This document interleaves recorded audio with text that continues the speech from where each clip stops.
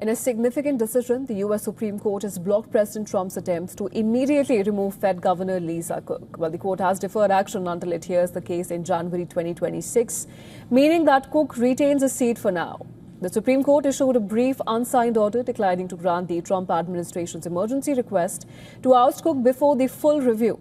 The order defers to the decision until oral arguments scheduled for January 2026. In effect, Cook stays in a role as the Federal Reserve until the court rules. In August 2025, Trump announced that he would fire Lisa Cook, citing allegations of mortgage fraud involving her property declarations. Cook denied any wrongdoing and sued to block her removal, arguing that the allegations failed the four cause. Now, standards until the Federal Reserve Act 1913, a U.S. District Judge Jacob granted a preliminary injunction preventing removal, finding Cook was likely to succeed on her claims.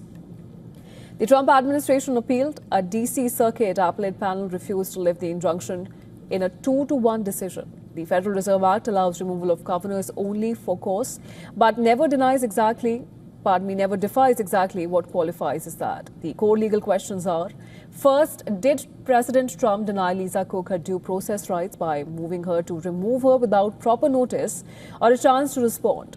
And second, do the mortgage fraud allegations, which date back to before she joined the Federal Reserve, legally meet the threshold for cause required to fire a Fed governor?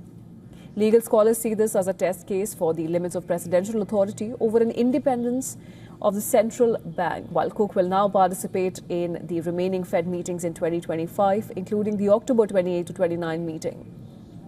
Trump's push to replace her could have given her greater influence over the Federal Open Market Committee and monetary policy direction. A group of 18 former Fed and Treasury leaders filed a friend of the court brief, warning that allowing the removal would undermine the Fed's credibility and independence. The DOJ argued that removal would not harm markets, while Cook's legal team warned that even a temporary removal would send a signal of political instability. Oral arguments are set for January 2026. After that, the Supreme Court will issue a full ruling determining whether a president can remove a Fed governor under these circumstances. The outcome could reshape the balance of power between the executive and the Federal Reserve, affecting future presidential control over monetary institutions.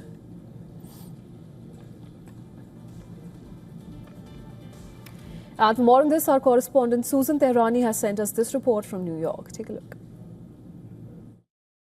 The U.S. Supreme Court has stepped in to keep Federal Reserve Governor Lisa Cook in her post, at least for now. President Trump tried to remove her over allegations of mortgage fraud, but lower courts blocked the move, saying Fed governors can only be dismissed, quote unquote, for cause.